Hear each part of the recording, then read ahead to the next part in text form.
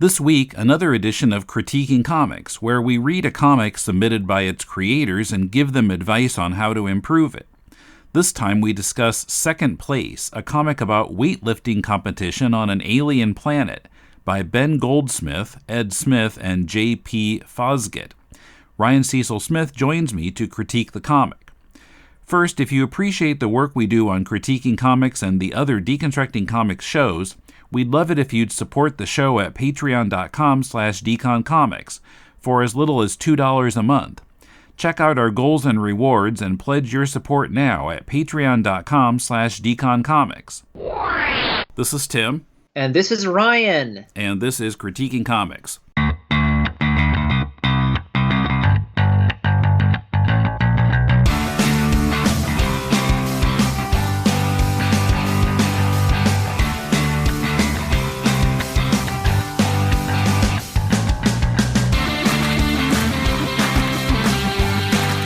Welcome to Critiquing Comics. This is Tim in Tokyo, Ryan in West Hollywood? Los Angeles. North Hollywood. North Hollywood. One of those Hollywoods. Yep. Is there a West Hollywood, or am I making up? Yeah, that's a pretty cool one. West Hollywood is the cool Hollywood. I kind of live in it's the valley. It's over the other side of the mountain, so it's kind of the sleepy Hollywood. Okay. So North Hollywood. Okay. Yep. All right. So we have a comic that was sent to us called Second Place. This is by Ben Goldsmith, Ed Smith, and J.P. Fosgitt. It's meant to be the first issue of a 4-issue miniseries. And it's about a guy named Farag Vondar who lives on the planet Cankee, where, for some reason, the Earth sport of weightlifting is super popular. That was the first point I was like, I wonder why that happened. I like that. It's not clear if this is like a time where there's a lot of interstellar space travel, or if they just like intercepted some signals from Earth, or how do they know about Earth weightlifting? I think it's like a large universe in which many types of creatures are aware of each other, and it's like because like in the very first panel there's like some human-looking pictures in the background, so it's like they've heard of Earth and they've seen our sports, and just like this one got crazy popular. I think they're aware of Earth, but we are not in this comic at all. Right. But yeah, there are a lot of various creatures here. It's kind of like the Creature Cantina weight room. Yes. The Creature Cantina. You mean like a Star Wars? Like Star Wars, yes. Bum, bum, bum, bum. Right. Yes, it is like that. The similar types of weird shapes and unexpected numbers of creatures. Yes. Mm-hmm. Yeah. So it basically is it's like it's done in the style of The Office. You know what I mean? Right, yeah, they're making a documentary. Right, making a documentary, and I read that in the first page, like they're kind of talking to camera and they're saying that, and it's like they're making a documentary around an upcoming weightlifting contest that they're excited to be in, and there's a few different characters. The Office part really became stronger, like around page 4, when they started doing these like characters in front of a green screen panels. Mm-hmm. Did you notice that? They have very Office vibes. Like they'd have like a pause, a breath, and then they'd like make a comment, like as if they were telling the story in the green screen room as well as watching the documentary. Did you pick that up? I picked up Office vibes. Yeah, well, I certainly see what you're talking about with The Office, because yeah, it's very much like that. And then sometimes the speaker's name and some description of them are put on the quote-unquote screen here. Yes, like Michael Scott. I don't know if they ever did that in The Office, come to think of it. But yeah, they'll have a little information. Yeah. Mm-hmm. That threw me a little bit, because sometimes I would forget about the documentary, and then like Farag is talking straight towards us, and I forgot that there were actually people kind of behind the quote-unquote camera that he was talking to. Like, is he talking to the audience? Is he breaking the fourth wall? No, okay, this is documentary. Actually, I liked something they did in one of the first pages where they in like one panel, it's the first panel on page 3. You can see him like look at the camera, and then you can see like in a reflection some weird octopus thing with lenses on it. Do you see that? Mm-hmm. So that's what he's talking to the cameraman for sure, or camera people. There might be more than one. Oh yeah, those may be the camera people or the cameras or both. It's a little hard to tell, but I think that was the it's intention their with that. reflection. Yeah, it's not always there. I wish they were maybe in there once or twice more. I don't. Oh, they are in there. There's a couple. Oh my gosh! Look, I knew. Yes, look at page 6 too. There's the mirrors in the gym. You can see Oh more than yeah. one. So Oh yeah, yeah, it's and there's definitely a them. sound guy with headphones Yeah. on. Yeah. So they don't show Okay. up much, but they're in there. Little hints of them. Yeah. I was really confused on page 4. I'm still really confused. So there's Yes. this creature who is a giant foot that has Hmm. feet, and Yes. some I think that they're indoors. It's hard to tell because there's no background, but Yeah. this creature who's named Butterfinger Hmm. has apparently crashed some sort of vehicle into something that looks kind of like a tree. Oh, I didn't see that. Yeah, yeah. I mean, he's saying that the pedal always gets stuck, so he must be talking about the gas pedal. Yeah, you're so right. I thought the pedal was like some like weightlifting like gear shifter. That's what I thought too until about 15 minutes before we started recording. Like, oh, okay, that makes That's a a little bit more sense. car. I mean, yeah, I mean it's like a really weird way to like that would be very dramatic, someone crashing a car into your gym, but they Hmm. seem to treat it just like, "Oh, he did that again." I thought he just like broke one of the machines, like this really strong foot thing. He always gets his toenails stuck in the pedal, but it was a Yeah. full-on car crash or And I, something. I don't understand how the toenail gets caught and how Me the neither. clipper is supposed to help. I mean, it seems like it would be impossible to get the clipper on the nail. Yeah, it doesn't make any sense. So yeah, I really wanted better explanation of this whole idea. It's like a funny idea. I wanted to see like a before shot. What did it look like before he got stuck there and this apparently vehicle hit this maybe tree? Yeah, I mean you're 100% right. It makes there's very little done to explain what's happening. I can tell that they have an idea that like this thing happened, but there's like no showing it or barely Hmm. even. It's like there's like show versus tell. They Yeah. barely tell, and they definitely don't show. So as you said, like a before, or Hmm. we just don't even see. I think also they were in the very beginning when it happens. They're doing this thing with the story where they're like building like tension because you don't know what they're so excited about. They're like, oh, he got stuck out there again. Get the nail clippers. He said, Dad, he did it again. Get the nail clippers. You're like, what's going on? And then you see the character like from behind, and you're like, what is he? Like Yeah, it slowly. feels like they're hiding the fact that it's a foot. And that's supposed to be funny because in the end, it's like you finally see, oh my gosh, it's a foot. But Hmm. but all that like means that you never understand what's going on. Yes. Like what? So okay, good job hiding the fact that he was a foot. Funny reveal, but I have no idea what just happened. It makes no sense. Hmm. Hmm. Very weird for the Yeah. reader. Well, I mean, having done so many of these critiques over the years, we've so often seen where writers are trying to hold back information Mm. to have a reveal later, but sometimes they Mm. hold back too much, and then you can't understand what's going on, and you're just, instead of being like hooked, you're just puzzled. Yes. Yes, I think so. It's like there's interest in obscuring Hmm. things, but we need more emphasis on revealing on telling it on exposition. We need that. It can be visual exposition, but we need something. We need to Hmm. know what's going on. That is more important than like this funny reveal effect because it's just you got their main thing is showing what's happened, and they're not showing what's happened. Yeah. Right. Also, to the extent that there's a lot of story in this, there isn't a whole lot of story in this first issue, but Farrig has some kind of hang-up about a guy named Army Hogarthataya, who is clearly a Schwarzenegger analog, who Farrig knew him personally, but then he became an action star. They used to train together. Yes.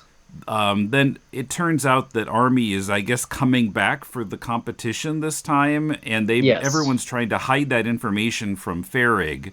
Right. Don't tell him. Right. But I felt like the hang-up was not explained well enough. I didn't quite understand why they were hiding it from him. I mean, I guess that's more information that's being held back. Another thing, where it's like he's excited, the writer is excited because he has this like funny idea and it's getting all set up. Maybe it's excited because he's going to set up the reveal, the funny moment when you realize it, but like in the middle we have no idea what's going on. Like what? Okay. Like it's like I can imagine, I can guess maybe they were best friends and he felt betrayed. But that's just me. Like, to me, even to say that is I'm just like pulling out a cliche out of my brain. That's my guess because I don't have any specific information to go on. It's like, okay, so maybe they were best friends, and then he sold him out. Maybe he cheated. He went to get money instead of pursuing his art of whatever I can imagine. It's none of it's there. So right. I think without that, you don't. I mean, the fact that Army is coming back doesn't have very much weight because you don't know what that means to Farrig. Zero. That was just me just building up imagination because there's it's like don't tell him about it. It's really sensitive, but they never say why. It's they don't give us enough. There's not a lot to go on. It's just disorienting. Now. The art style overall I liked. It feels a little like something you'd see on Cartoon Network. So it looks good, but there were a few places where I was... the art also was kind of missing something. Well, the biggest puzzlement to me was this 2-pager where there's like the weight room and... there's some sort of winding road through it, like it's the family circus.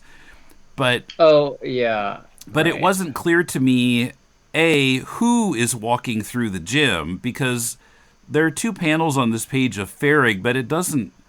is he walking through the gym? I don't know. We can't really tell. I didn't really understand what this page was doing here. Also, the scale of the characters in the picture is not consistent. Yeah. Because like over there on the right side, you've got these 2 guys by a vending machine who were smaller than everybody else. Yeah, it's just... right. Also, I felt like there was too much empty space. It's very... This would have had more impact if it were more crowded. Well, I think it just goes to show you that those family circus panels are harder to do than readers realize, because it's hard to make a really compelling kid walking around the screen. And it's just awkward. There's no background. There's no perspective. So it's just kind of mixed up and it's an odd page. I basically skipped right past it. I just there's not a lot in it to hold your interest. I was fading at that point. It's near just, the end. Various characters doing exercises. Yeah, but the only characters I feel like I know are like the main character, Farrig, and the foot guy, who he comes back in the end, and I actually start to like him. I'm like, oh yeah, the foot guy's back. That's funny. And then like his family, but his family's not in the gym. But we do get like a long shot of like his wife and his son, or a long sequence with his wife and his son. Yeah. But no one else in here. I have no idea who they are. It's just weird. Well, and then we've got these 2 characters who seem to be rip-offs of Wayne and Garth from Wayne's World. Oh, I didn't realize that. One of them is a girl, And Yes, apparently yes, they're yes. twins, but Yes, yes, that's yeah. not well enough explained either. No, I know. It's I want to say like doing something like this, like there's this idea, the principle in my head is like if you have a really oh, it's the same thing as the fantasy comic we did last time. Like if you have a really complicated world that readers know nothing about really, you Hmm. know, and you have to introduce a very complicated, confusing, sometimes chaotic universe, you should be very clear. Hmm. Your storytelling should be very clear, and it's not here. So, like you said, it's just like, yeah, you just said so many elements about these kids. They're twins. One's a girl. They are. I didn't realize it, but you're right. They're Wayne's World parodies. Yeah. They're like fish aliens. They're twins, but they don't look that much alike. They No. work at the gym. They're kind of salespeople. They're sale. Oh, it's like The Office again. They're salesmen. They're selling memberships. Hmm. But it's just, yeah, it's very weird. Yeah. More on Second Place coming up. But first, a reminder to join us for 20th Century TV Trivia, reviews of The Amazing Spider-Man by Lee and Ditko, and more at patreon.com/deconcomics. If you'd rather give a one-time donation, you can do so via PayPal by sending it to mail@deconstructingcomics.com. We appreciate your support. The Law of Equivalent Exchange, a chapter-by-chapter look at the manga Fullmetal Alchemist, is now in its own podcast feed and coming out twice a month. Patrick and I analyze how creator Hiromu Arakawa masterfully put together the story of Edward and Alphonse Elric, with commentary on the story, the art, and the translation. What are we missing from the original Japanese? Even translation of the sound effects can be a bit tricky. Look for The Law of Equivalent Exchange in Apple Podcasts or wherever you find podcasts. You know, speaking of introducing characters, I noticed that they did in these like office like green room things. Green room is like a reality show thing anyway, but you like Farrig gets introduced in like halfway through it. Like they just have this random panel where they're like Farrig Von Yeah, it Darch. seemed kind of late to be giving his name. Yeah, like I've been with this guy for 8 pages and I've figured it out. But like that, like why are you doing this so late? That's your mate. Like why is that not like page one? Yeah. That would have been nice. I like the idea of having this, but that should have been like page one or two, maybe two, because I know in the very first panel was like a weird like en medias race. The first couple pages are like an en medias race. Like in the middle of everything, it's just like, hey, we're in this gym. Oh, somebody dropped a weight. We gotta spot him. Mm-hmm. It's like this funny little thing. But then like right after that, you got to get to clarity. So where the heck are we? Yeah. You know. Yeah.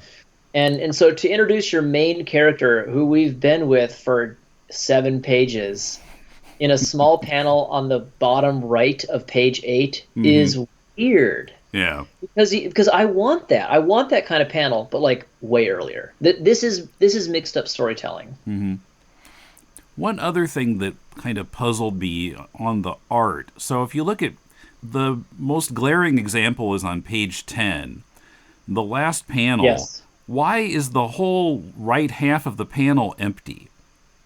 I know the answer. Why? I know the answer. Because they're just trying to emphasize the like emotional, folksy message of that panel, like pause, like a breath. Mm-hmm. You know, it's something about like, you know, my wife is, you know, great.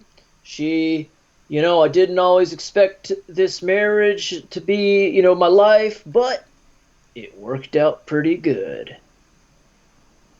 You know, like it's like that tone. Okay. But I mean, look, I'm saying I get what's going on, but also I think maybe he just like ran out of ideas for things to draw, to be honest. Or maybe he thought the word balloon would take up more space than it did. I don't know. 1, 2, 3, 4, 5 words. Yeah, 5 words. Yeah, it's just look. I just saying I can see what maybe I can find an interpretation, but yeah, it's obviously messed up. It's because, and also they're using these green room panels to do some of the storytelling. Like you cut from the real thing happening to a green room where they're just talking to camera. That's a cool thing to use. I like that. And I honestly, to be honest, it gives the artist a break. You Yeah. don't have to draw backgrounds. That's cool. That can be cool. But you're right. It's so awkward and glaring and weird when you have like also the top panel in that page is like way really busy. Cramming everything in, and then everything else is like Hmm. why'd you do it this way? You could have had that first panel be like a half pager. Yeah. So and then I don't know. This is weird. Hmm. Right. Yeah. The top panel where, yeah, Farrig and his son are in a vehicle, I guess, was kind of like a George Jetson type thing, Yeah. flying through the space age city. But Yeah. yeah, the city is all crammed into a third of the page.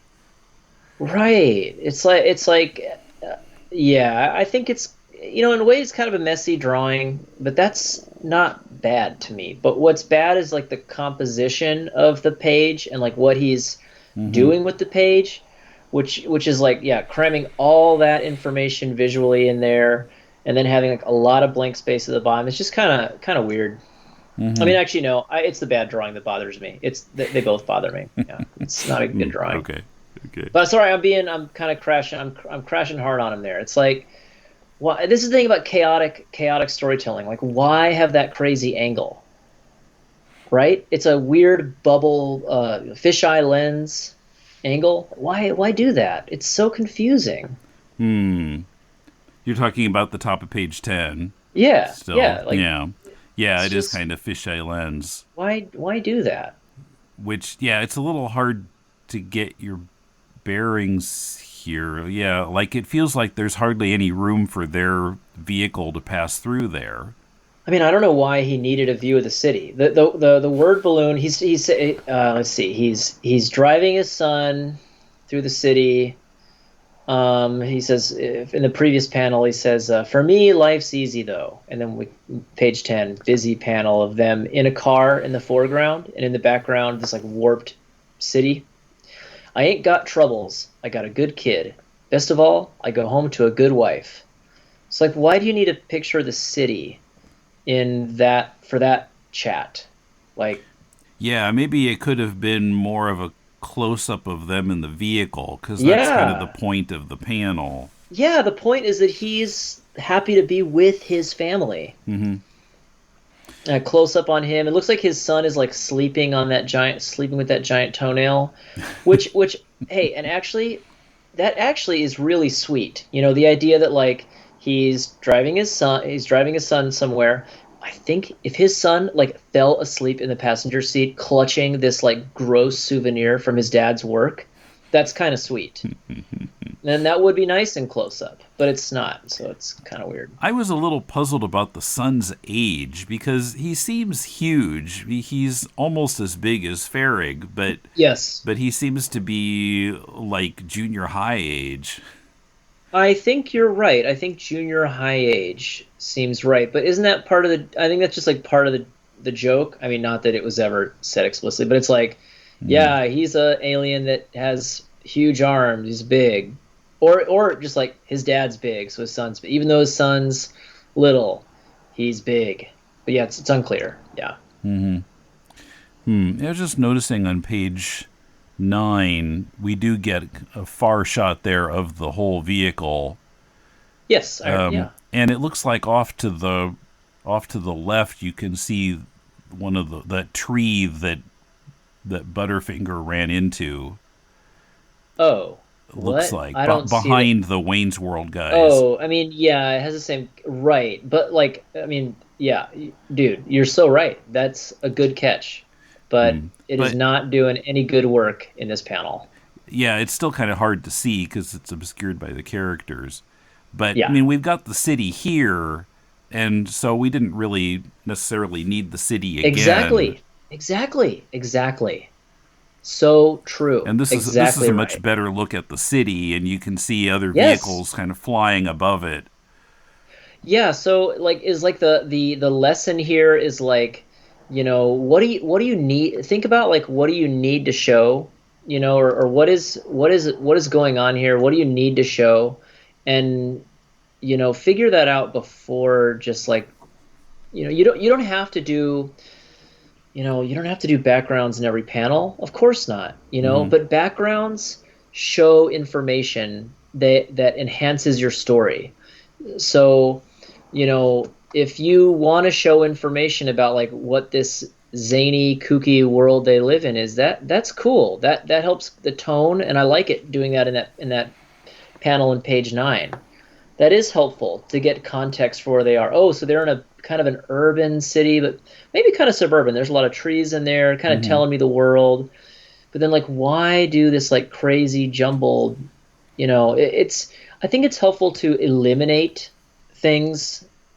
To start from the point of view of like, if you don't need it, why is it there? Mm-hmm. And or eliminate elements. So if you have like a weird angle, why do you need this weird angle? I feel like maybe a lot of people do comics and they learned like how to draw comics the Marvel way with like dynamism in every panel, but you don't really need dynamism in every panel. I feel like Mm-hmm. that's what this is doing. It's like you want a dynamic shot of like this. Why do you need a dynamic shot? What's the point? I Mm-hmm. don't. When you're doing a panel about how sweet it is to be driving in your car with your son, you don't need to have a huge fisheye lens on the city. Yeah, it doesn't need to be Jack Kirby. Right. Jack Kirby, the example of comics who we all love, Jack Kirby is freaking awesome. And in the old, we've all read it, talk about his comics are about power, and these like new gods and Mm-hmm. superheroes. That if that's what your thing is about, then yeah, maybe having dynamism all the time everywhere makes more sense. And by the way, his panels and his pages are so good. Mm-hmm. He's such good at composing stuff. Yeah. But not everyone makes comics about that, so I don't see why do that here. Mm-hmm. Yeah, I mean, if it's a weightlifting panel, like if somebody's doing really well at weightlifting, Right, then yeah. dynamic is good. But Yeah.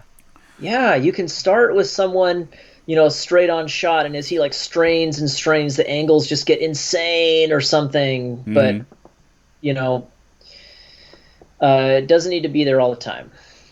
Yeah. So I don't know. I feel like there's potential here, but yeah, we need more explanation of a lot of what's going on that would make it work a lot better. Yeah, I agree. I think, that I don't think it's a good thing when we read a comic and we are kind of imagining like what's going on, like, but that's like based on our cross knowledge of like different stories that already exist, Mm-hmm. different genres that are like well established.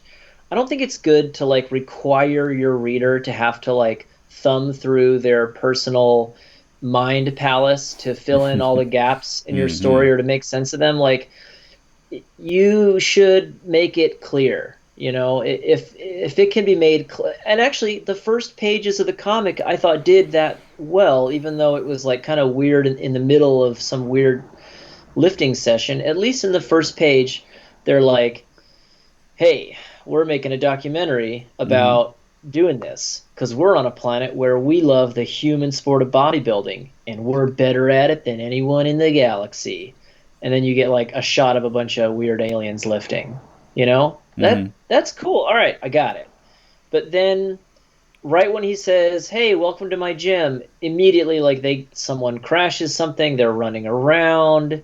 You can't see any of the background, you don't know where we are. Mm-hmm. It's you gotta establish stuff clear for us because I'm lost. Yeah. Well, I finally figured out as we were recording here that Butterfinger's accident did happen outdoors because at the top of page 9 you can see the tree that he hit, and there's a Hmm. there's a bent street sign, Oh yeah. which for some reason has a picture of a foot on it. Now, Ben sent us two different files, and I noticed that so one file had the cover, but it didn't have the entire That's comic in right. it, and the Yes, other right. one is missing the cover, but it has the whole story. And I noticed that if Yes. you compare those two, the positioning of the word balloons is different in this panel. And Oh. in the other one that had the cover, that second word balloon is over in the middle of the panel, and you can see on page 4, you can see the street sign with the foot picture on it. But Now in this file, it's covered up by the word balloon. Oh, yes, look at that. And I don't really understand why why it has a foot on it. Does that mean that it's Butterfinger's parking spot or what? I'm not sure, Dude, but again, just I mean, yeah, dude, we could guess and guess. mhm. I also do remember that like in the panels where they're like go get the clippers, and then they kind of run out a door. Uh-huh. So it's like, okay, but I mean, I would have naturally guessed they were just in another door, Right. so Well, yeah, another room in the building. But that's it really an does make sense. unnecessarily dramatic panel where they're Again, running towards the opening doors and they're in silhouette and there's this light from outside the doors. well, But yeah, when they get out there, it's not very dramatic, and they get outside and there's no background in a lot of the panels. And in the yes, one, the ground is black, but you can't tell if that's carpet or asphalt or what I it thought it was is. carpet, but now I'm realizing it's asphalt. Yeah. Yeah.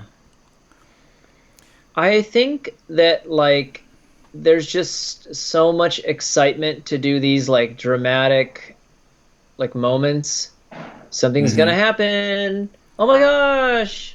Yeah, That's and what it so in the next is. panel, you wouldn't expect them to be standing still as they are. So Yeah. yeah, the next page doesn't really pay off the excitement that's building in that panel where they're running towards the doors. Yes.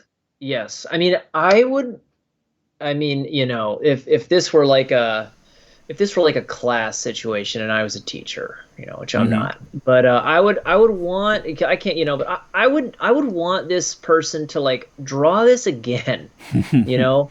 Like Mm. think of another I want to see another way, brainstorm another way to show this and like what's the dramatic moment Hmm. and how to build that up and have it be clear so that we Yeah.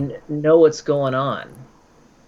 It's Yeah. just it's just confusing. I think he's got to get an unsympathetic reader like us Uh-huh. before he makes it to be like, wait, you gotta like, I don't understand this. Yeah. I feel like he might show his like, his like brother or something, and his brother's like, well, I don't get it, but you're the comics guy. What am I saying? I'm just saying like I don't know how this slipped through the cracks. This is too confusing. Hmm. Well, if Mulele were here, and I've started repeating his advice since he doesn't usually participate anymore, his advice would always be get an editor. I was just gonna say you repeated that the last issue together. You're the Yes. editor, and you said I. That's what I'm saying. That's what I'm saying Hmm. right now. Oh my Right. Hire gosh. an editor so you have somebody to catch the problems. Yes, I agree. That is a good idea. Yeah. I actually would really like to know, like, I'd love to know, like, what comics or movies or TV shows that the writer. I think this is a writer issue. What is he? What is he trying to evoke? What does he love, and what does he want to kind of be in the world of? Because, like I said, I feel The Office really hard. Hmm. I want to hear him say it though. I want to hear what he says are his influences, and I want because so that way we can kind of think about like, well, what are the moments in those that you really like? What are the feelings that those give you, and then like how can we give that to your reader here? And I think that would help guide his decision making. If I don't know, I want to know those answers without me just like guessing. It feels like that's important, but I'm a little lost as to what he's trying to do at every moment. Yeah. Hmm. Okay. Hmm. So that's our opinion of this comic book. So. Dude, our opinion of this comic is back to the drawing board. Issue number 2, slow down, explain what's going on. I Hmm. like these characters can be cool. The main character, dad dude, Yeah. he's got some heart. That's fun, Hmm. but I don't know what's going on. One last point I want to bring up is that I'm wondering about the communication between writer and artist here. Yeah, I wonder too. I'd love to know. Like the toenail thing. I Yeah. don't know that the artist got a good idea of how the clippers were supposed to get him out of the tree. And Mm. so if the writer has an idea about that, they need to figure that out. I would love to know, yeah, what the relationship is. I've never, I've made comics, Tim, but I've never made them with another writer or artist, or No, maybe I neither have did I. in college or something, Mm-hmm. and I wonder that must be a hard thing. I Mm-hmm. wonder how it was for them. How do you communicate everything? I mean, yeah, it's funny to have giant toenail clippers, but yeah, I'd like to know how they're useful here. Yeah. 'Cause that's not clear to me. If I got my toenail jammed in something, if my toenails got long enough that when I kicked something, they got jammed in it. Sounds gross and horrible. How would toenail clippers help? Wouldn't you need like a, I don't know. I don't want to Yeah, think like about this. maybe Now it's getting gross. tiny scissors, maybe that Yeah, can that's what I cut was. from the Something like that, side. or a knife. Maybe you might want to like, Uh yeah, huh. like saw off the top, just because you couldn't clip because these stuck in it. Anyway, Yeah, yeah. Well, now we're getting into foot problems rather than comics, but yeah, you don't want to hear my thoughts on foot problems. okay. So, listeners, if you would like us to critique your comics, send a PDF or a link to mail at deconstructingcomics.com. At least 30 pages would be best, and we'll talk about it on the show. Yeah, So, we'll be back some other time, and thanks for listening. thanks for listening.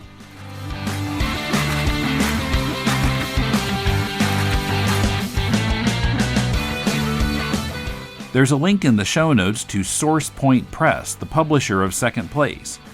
You can help Deconstructing Comics, Critiquing Comics, and all our podcasts by joining us on Patreon at patreon.com/deconcomics. And go to deconstructingcomics.com to connect to us on Twitter, Facebook, or YouTube, to shop on Amazon to support the show, and to find links to subscribe to the podcast. Our theme is from bensound.com. Next week on Deconstructing Comics, Emmett and I make our first foray into Jack Kirby's Fourth World Saga, Kirby's early 1970s work for DC Comics, full of crazy science fiction ideas, a few of which are no longer fiction, and a non-stop barrage of story concepts and characters. We discuss Superman's pal Jimmy Olsen, issues 133 through 141, and The Forever People, issue 1. Till then, this is Tim, and thanks for listening to Critiquing Comics.